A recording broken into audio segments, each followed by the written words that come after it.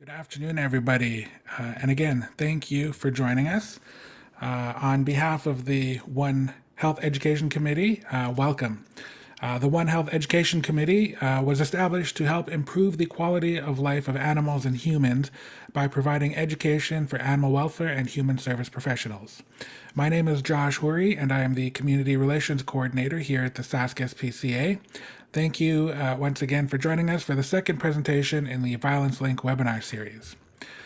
These four webinars explore the complex relationship between all forms of violence. This includes the abuse of children and older adults, as well as domestic violence and animal abuse.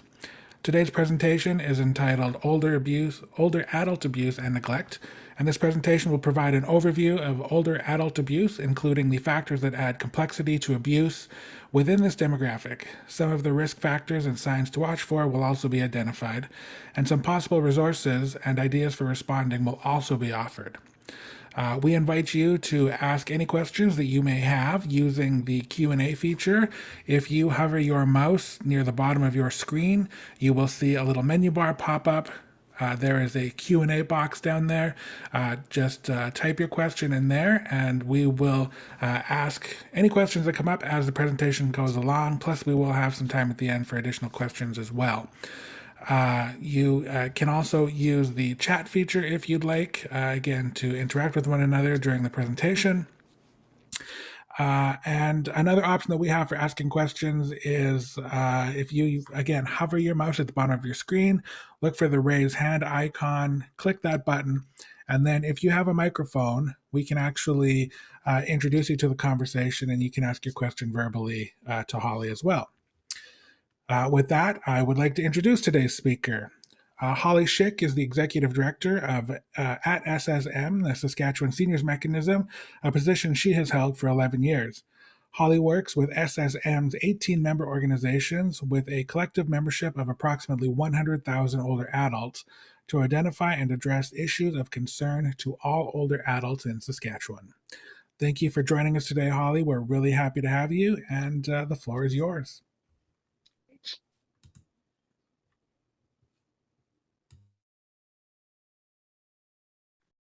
Okay, I'm just going to get organized to share my screen here.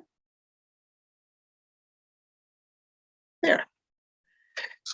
Well, first of all, thank you for having me. It's great to be here with you today. So first question for you to think about, what is an older adult? When you think about an older adult, what comes to mind? What age of person? How would you describe older people? It's all really very subjective. In some situations, an older adult might be considered to be as young as 45, 50, 70, 90. It really depends on the situation. And as I say, very subjective. Can be defined in so many ways. There isn't one easy answer. And older adults have a whole continuum of abilities and needs. One of the things we do know is that the percentage of older adults is increasing in our population.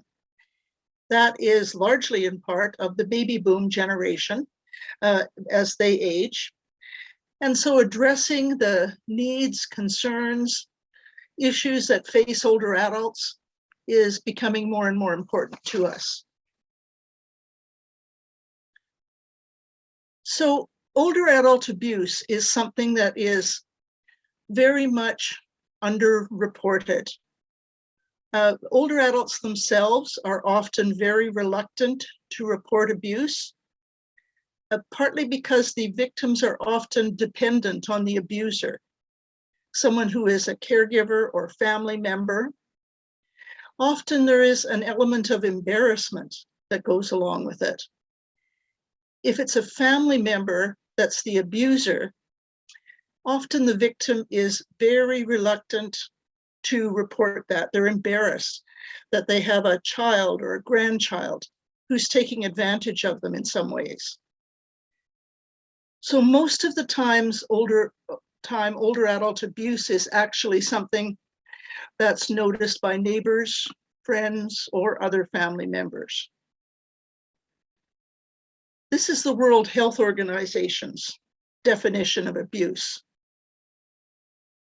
And the important thing there is to keep in mind that it has to do with any relationship where there's an expectation of trust, which causes harm or distress to an older person.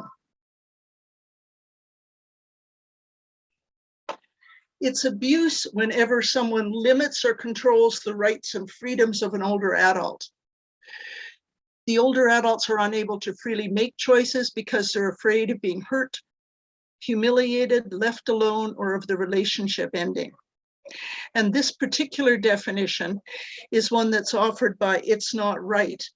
It's Not Right has a whole range of resources that have been adapted by the Centre for Research and Education on Violence Against Women and Children, with support from the Public Health Agency of Canada and the Canadian Network for the Prevention of Elder Abuse. So what is older adult abuse? Well, it's not just impolite or rude behavior. It's anything that uses power to control or take advantage of someone else. And neglect is also a form of abuse. And that can be neglect of an older adult, or it can be self-neglect as well. What are some of the risk factors that might lead to abuse of an older adult? Well, first of all, a history of family violence is always one of the key risk factors in any situation of abuse. Situations where the person is dependent on someone else. And this can be dependency on the part of the victim or the abuser. So if the victim is dependent on someone to provide care and support for them, that's one risk factor. But it could be the case that the abuser is dependent on the older adult who's being abused. They might be dependent on them because they live with them, they're financially dependent on them.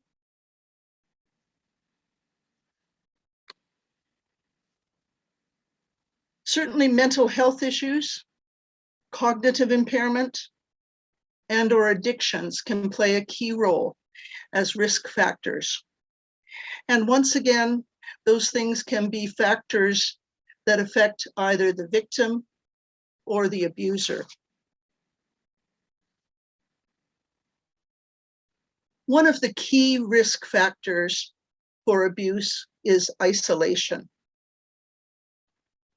When someone is isolated, it's difficult for anyone else to see what's happening.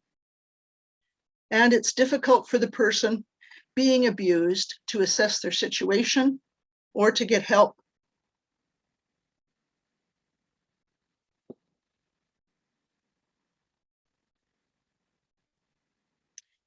Isolation is not just about choosing to be alone. It's about being cut off from interaction with others. It can be a choice on someone's part to be isolated, to live alone, and so on. And that may or may not be a negative thing for that person. But isolation implies something more. It implies being cut off in some way. Older adults are particularly to experience isolation as their life situation changes. Their physical and mental health needs may increase. They may live alone without other family members, friends, and may live alone without any pets. They may have been people who loved to have pets at one time in their life, but they no longer feel they can care for a pet. Or a lot of people actually fear outliving their pets, and so they don't get another pet as they age. Family members might be far away. Sometimes isolation occurs because an older adult is themselves a caregiver for someone who can't be left alone.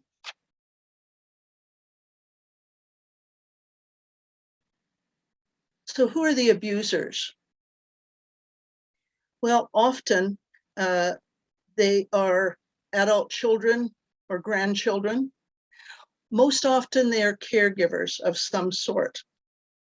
It's not necessarily any different than abuse of any age group in many regards, but that element of the people who are the abusers often being caregivers is significant in relation to older adults.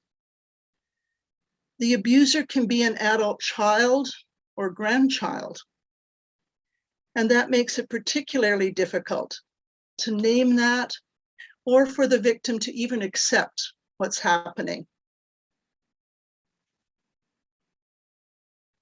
There are many different types of abuse, and there are many ways to categorize that. These are the 5 that I've chosen to say a little bit about here today.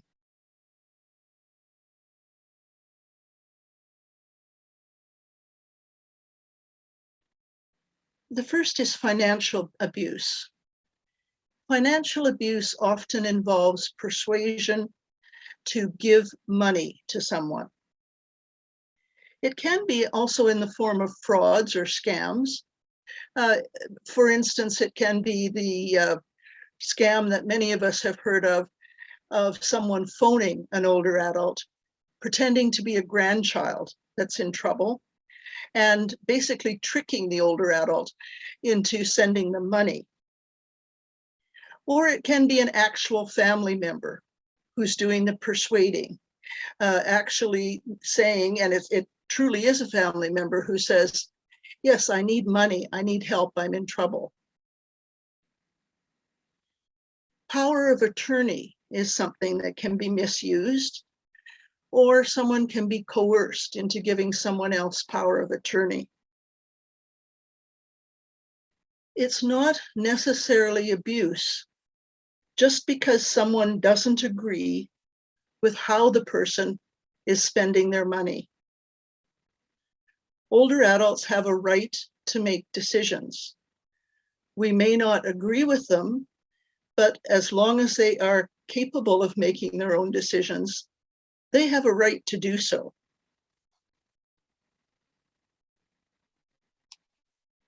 Psychological abuse is something that can also be referred to as emotional abuse. And it can be threatening, yelling, intimidating someone, restricting access to family or friends, treating the person like a child. And there is a real tendency to do that with older adults, particularly older adults who have physical or mental concerns that they're dealing with, is to treat them like children and tell them what to do instead of respecting their right to make their own decisions.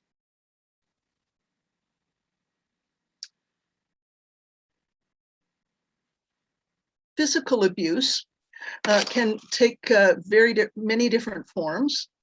It is physical abuse if someone hits an older adult or handles the person roughly, even if there is no injury.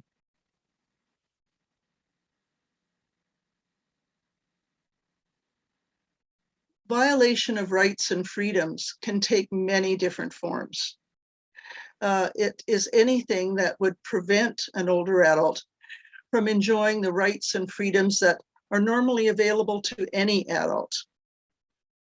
That can include using an older adult's beliefs to exploit the person, attacking their beliefs, not allowing them to participate in religious events and activities. It can involve opening their mail or tampering with their mail, redirecting their mail so that they don't have a chance to see it at all.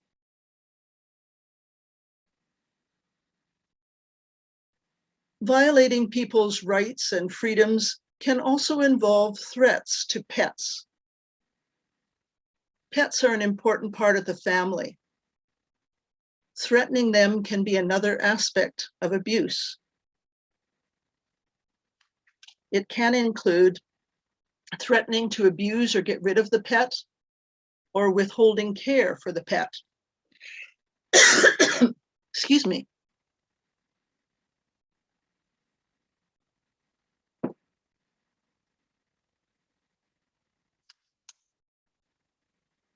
Neglect can be neglect of the older person's needs, or it can be self-neglect.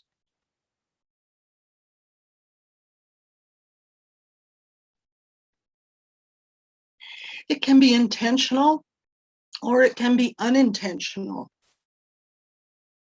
Sometimes a caregiver doesn't fully understand the needs, or a family member may not even recognize that there is a need until the situation becomes very serious.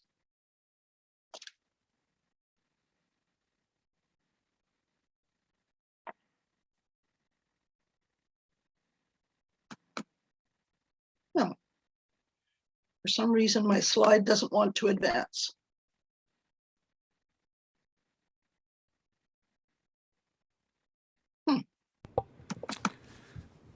Okay, we'll just escape for a minute and move on to the next one that way.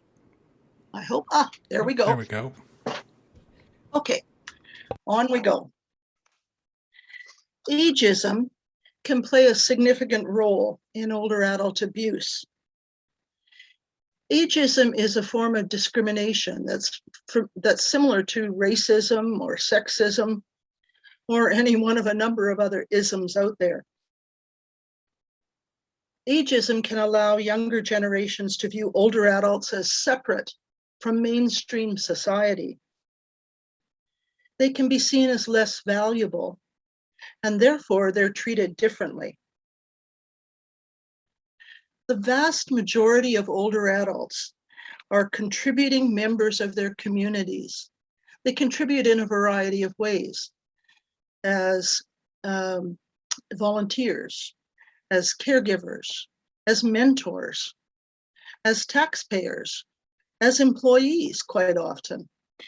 So discriminating against people because of their age or forming a particular view of what an older adult is generally not helpful, because if you look at people who range in age from 50 to 100 plus, they are going to have a great variety of abilities, needs, and concerns. And so they're all very different.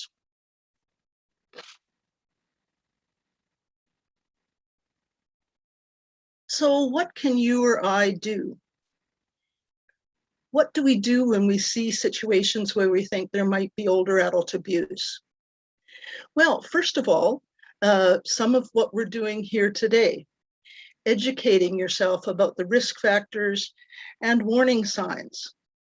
Be aware that older adult abuse exists and that it's often something that's very much hidden away. Help raise community awareness. Make others aware of older adult abuse.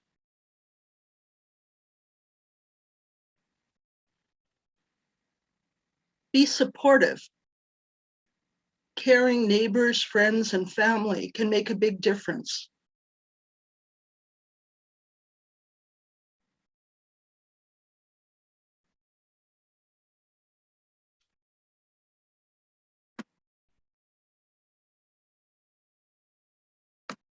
Okay, I'm stuck again.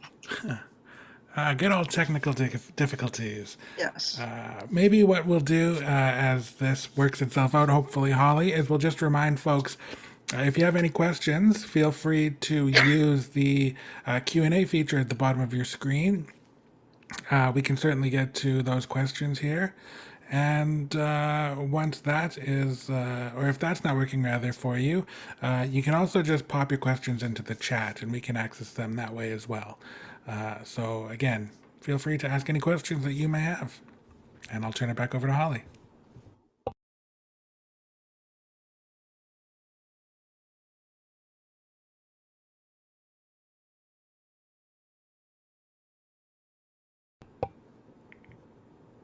Turn it back over to me, but it still doesn't seem to want to do it. Isn't that ridiculous? Okay, we shall take another try at it. Thanks for your patience, folks. It wouldn't be Yes, a virtual presentation without some sort of glitch. that's right. Okay, let's try this. Ah, there we Back in go. action. Yay. Okay, warning signs. If an older adult says they are being abused, believe them. As with any situation of abuse, if someone says that it's happening, believe it. Be aware that many of the signs are not easily recognized.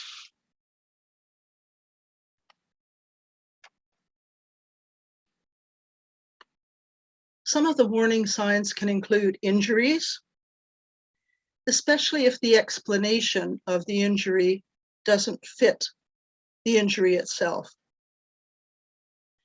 Changes in behavior, things like depression, withdrawal, fear. Changes in regular social activities. Maybe the person is not going out to church the way they usually do, or participating in Zoom church these days. Maybe they're not talking with friends or family members. Maybe there's been a change in living arrangements. Maybe someone has moved in, previously uninvolved friends or relatives. Doesn't always mean there's abuse, but it could. Pardon me, changes in financial situations. And signs of neglect, things like there being no food in the house, someone who's being left alone for long periods of time, not having their glasses or hearing aids that are needed, not having proper clothing. And of course, in these days, when we are so isolated from one another in so many ways anyway, it's sometimes even harder to notice those warning signs.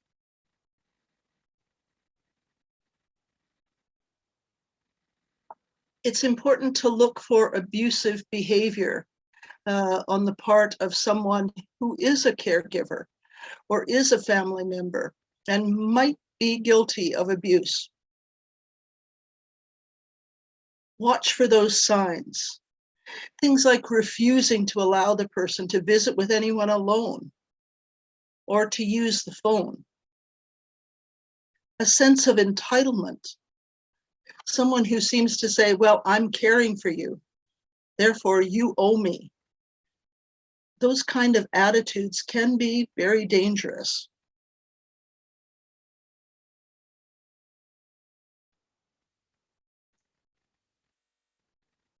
Watch for abusive behavior toward pets. When animals are abused, people may be at risk, and vice versa. When people are abused, animals may be at risk. If you suspect abuse, talk to the older adult about it. Make sure you wait for a time when you're alone and not likely to be interrupted, especially to be interrupted by the person who might potentially be an abuser. Talk about what you've seen or heard. Try and use non-judgmental language. Ask questions. Give them a chance to tell their story. And listen carefully, respectfully to that. Do a little research before you talk to someone and see if you can find some possible offers of help or information on how to get help. Suggest that they talk to someone they trust, another family member, a friend, clergy, a doctor, a banker.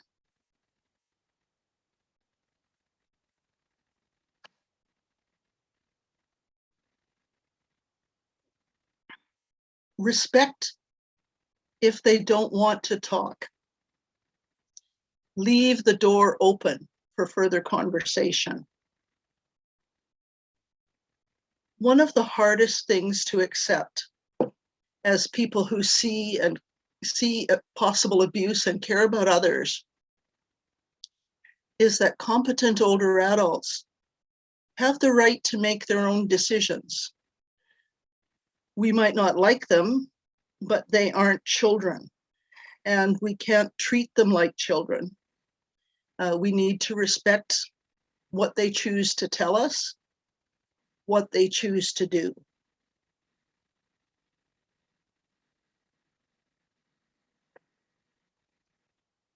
Certainly, if there is immediate danger to someone, call 911. There's no question about that. If there's criminal activity, call the police. If it's a situation that is not creating an immediate danger, then there are a series of other places, and these are just a few of them, that you can go to seek information, to seek ways to help and support an older adult. And that, as I say, is just a small sampling of them. But it does help if you're going to try and help someone else, that you do a little research yourself ahead of time.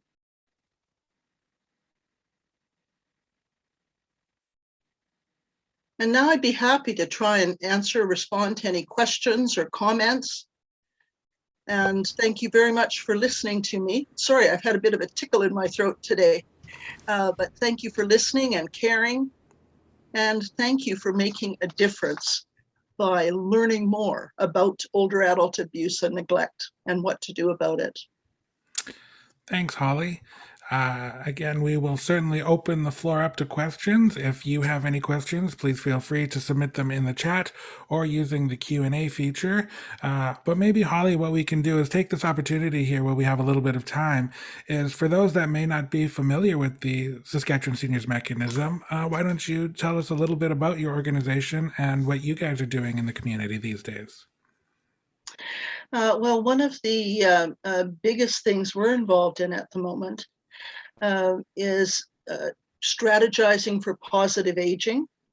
And as we look at what's been happening in the pandemic, it's really highlighted the need for better supports, different supports for older adults along that whole continuum as they age, from people who are very active and agile and aren't experienced much in the way of particular needs, to those who live in long-term care. And we actually have a conference coming up next week on May 19th and 20th, and it's about reshaping care for older adults. We have some excellent speakers coming. We have Andre Picard, Dennis Kendall, and Shan Landry, who are going to do a panel-type discussion. We have someone from Australia talking about the home support programs that they offer there. Moira Welsh, who's written Happily Ever Older. Dawn Drummond, who's an economist from Queen's University, that's going to be talking about the benefits, including cost benefits, of people living in their own homes for longer time with the supports that they need to live there. So that's probably the most exciting bit we're about now. Great. Thanks for sharing that. And while we were chatting there, we did have a question come in. And the question is, how would you handle a hoarding situation where there is an older adult living alone? What resources would you suggest for assistance?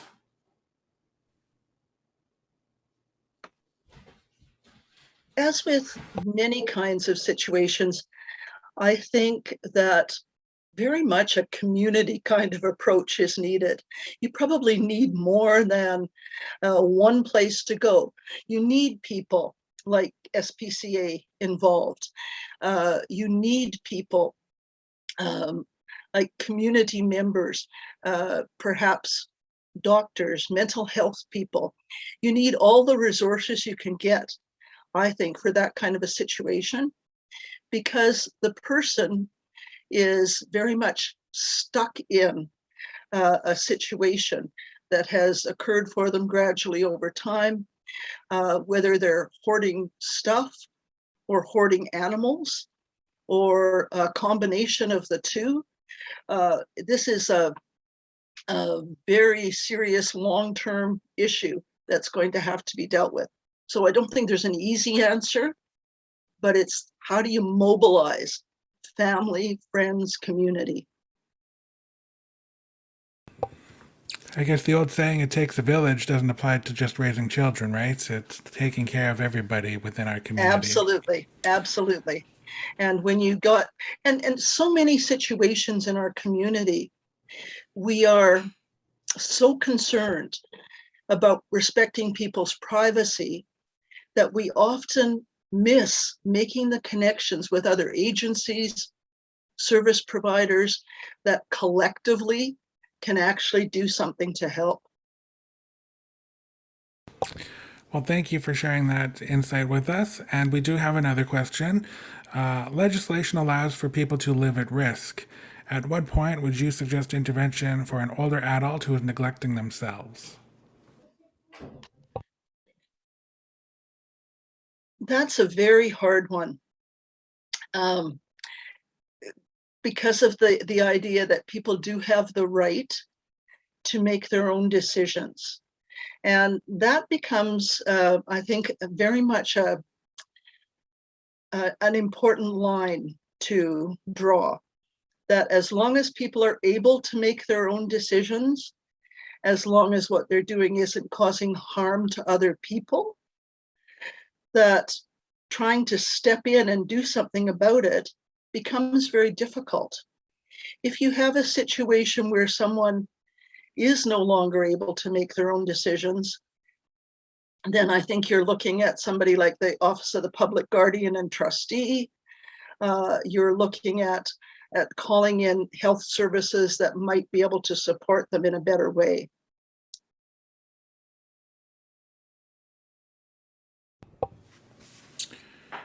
Great. And so that Office of the Guardian, is that what you had referenced? Yeah, the Office of the Public Guardian and Trustee, they largely step in with regard to financial matters. Okay. So that if someone who is not able to make their own decisions any longer is being taken advantage of, they can actually step in and actually freeze accounts and take over on someone's behalf until that gets sorted out in a useful kind of way. Also, certainly, if someone is in a situation where they're neglecting themselves, their house, their pets, and so on, it's important to make sure that family members know about that.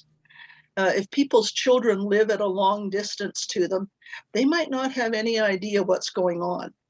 And they may be able to help if they know what's happening. But once again, people do make their own choices and we don't necessarily agree with them. If someone's life and well-being is actually in danger, yes, then we have to step in and do something. But if they're choosing to live 10 miles out in the country where they get snowed in the winter and so on, in some ways you have to respect that. But then you can also perhaps be helpful to the person in terms of helping them address the need to have the food and supplies on hand to better take care of themselves. Sometimes people don't realize the services that are out there that can help them. Maybe there's Meals on Wheels in their community. Maybe they don't know about that. So maybe they're not eating as well anymore. And if you help them know what the services are, one of the things we're also trying to promote at SSM is providing more supports for people so they can stay in their own homes longer. Often we don't have the kind of supports available that people need to be able to stay in their own homes and have the best quality of life possible there. So sometimes self-neglect is because people want to stay in their own homes. They don't want to end up in long-term care. And the neglect comes in because they really don't have access to the services they need. If we as a society can find some ways to shift that, then we're going to find a lot less people living in less than helpful situations, because they will have access to the things they need, and they'll be able to make the choices they want to stay in their own homes. Great. Thank you. And actually, you had mentioned so resources like Meals on Wheels. Does SSM have like a database of resources like that available to the public? Do you know, one of the really good databases that's starting to, I think it's developing more and more all the time, is 211 Saskatchewan. And that's really where we try to point people to say, hey, there's lots of resources there. And now that we've moved from it being not just web-based, but also being something that you can actually phone 211, phone into, and talk with someone who's familiar with what the services are, that really becomes one of the best places you can go for that kind of information. Absolutely. It is a great resource. And I know that they recently just redesigned their website. It's definitely Yes. easier to access and navigate. And Yeah. yeah, for sure. If you've never checked out SK211, please do so. There's information for animal welfare concerns and everything like Yeah. that as well. Yeah. Another question that we have, you had mentioned that people may give up their pets out of fear of outliving them. Do you have any suggestions about what kinds of programs or services would be useful to help people keep their pets longer? Well, I think if you can help someone come up with a game plan for what's going to happen, uh, if they become unable to look after their pets, if they die, if they have to move into some place where they can't take their pets, what's the game plan? What are they going to do with their pets? Who's going to take them? What's going to happen to them? If you can answer those kind of questions in a good way, come up with positive uh, ideas about how to address that issue, often people are going to be only too happy to continue to have a pet in their life, as long as they know they can trust it's going to be looked after when they can't do it. Absolutely. I mean, the human animal bond is such a strong connection that we form with our pets, right? And, Yes. we spoke a little bit earlier about isolation, and the isolation that we've been experiencing this year alone has been, probably unlike anything most of us have ever experienced. Yeah. And certainly for a lot of folks, their pets have been, their one companion that they've been able to have regular Yes. contact with throughout the pandemic. So there certainly are resources out there too for temporary care of animals through safekeeping programs and things of that nature. Yeah. So that's a great topic to touch upon today. Another, sorry, go ahead. Oh, I was just going to put into that.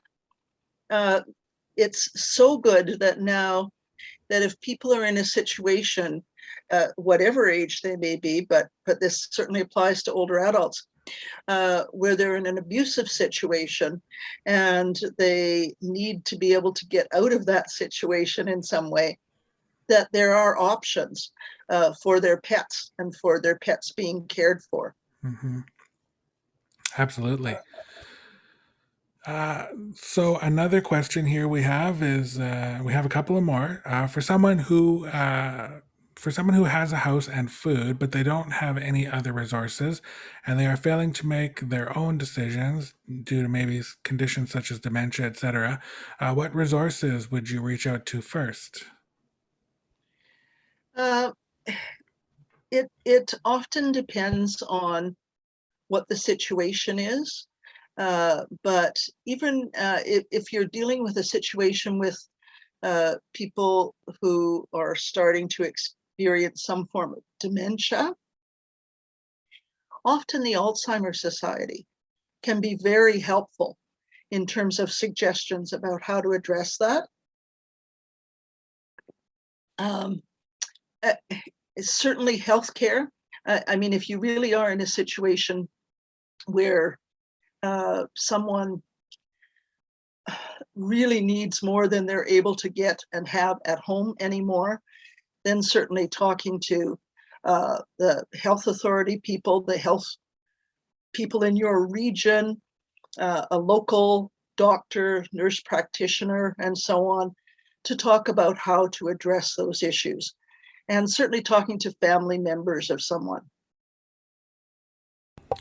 Each case is so different. There's not an easy answer. It's back to that, okay, who do you have to bring in this situation? Who are the people you have to get involved? How do you mobilize the community to be supportive and to find the answers that you need? Mm-hmm. The next question that we have here, this came in when we were talking about the Office of the Public Guardian. So I'm not sure if this is what they were referring to, but it says, please tell me the name of the organization again. So you're with the Saskatchewan Seniors Mechanism, Yes. which may be the organization they're referring to, but we also spoke of the Office of the Public Guardian. Yes. Now, is that a government office or is that a standalone agency?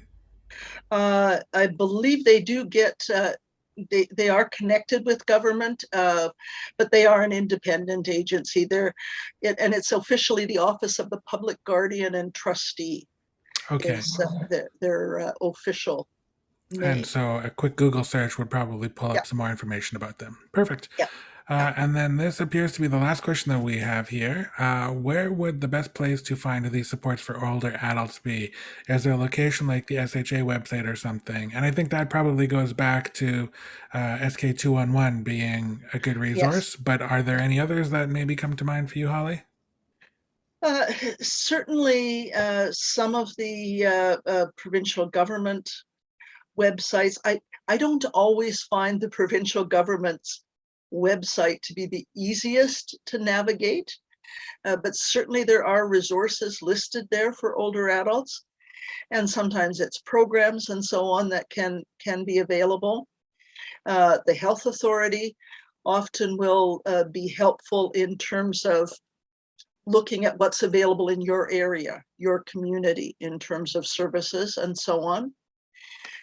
One of the things that is desperately needed in Saskatchewan is expanding our notion of home care and what's included in that, because things like helping with making meals or doing laundry or vacuuming, those kinds of things are not available through home care.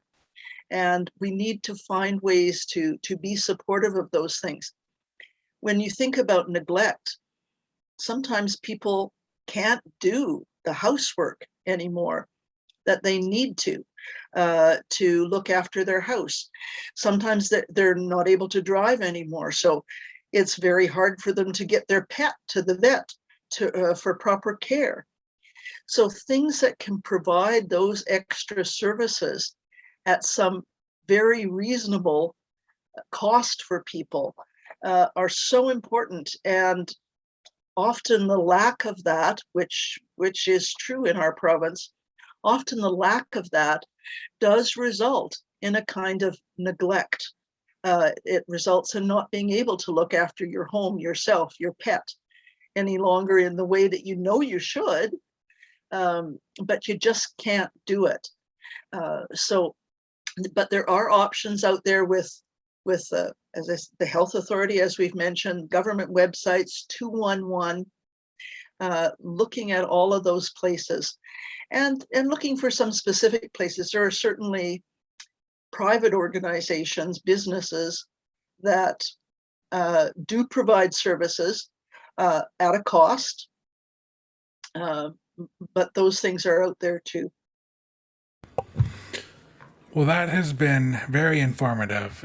I really do appreciate your time today, Holly. And before we let everybody go today, there are a couple of things that we would like to remind folks of. So you may have noticed in the chat, there is a link to the Sask SPCA website where we're inviting folks to sign up for information on future webinars. We are working on some webinars that we will be announcing in the not too distant future. There are still a few spots remaining. As we mentioned earlier, this is a four-part webinar series. This is presentation number 2, and there are 2 remaining. There are a few spots remaining for the annual abuse webinar scheduled for May 20th, and you can still register at saskspca.ca/events. Unfortunately, the domestic violence webinar is sold out, but the recordings for the webinars will be made available in the near future.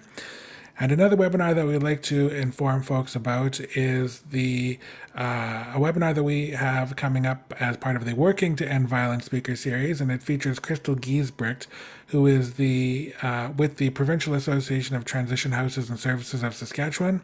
And Crystal's presentation will focus on intimate partner violence and animal ownership, experiences of survivors and service providers. This webinar, again, much like this one here, will take place on Zoom, and it is scheduled for June 8th, 2021 at 2 p.m. And if you are interested and would like to register, you can visit violencelink.ca/WTEV, and you can get more information there, or just follow our social media channels because we will be posting about it there too. Holly, do you have any closing words for the folks that have attended today? No, not anything profound. Just thank you very much for listening. And I think it's so important that your organization is raising these issues and making these connections with how varying types of abuse are very much connected to one another. So thank you for that, and thank you to everyone for listening. You are very welcome, and a big thank you goes out to you and the Saskatchewan Seniors Mechanism for joining us today and being part of our presentation. And again, maybe we will see some of the names at the next presentation on May 20th. And again, a big thank you to everybody that joined us today, and we'll talk again soon. I'm sure everybody stay safe, and bye for now.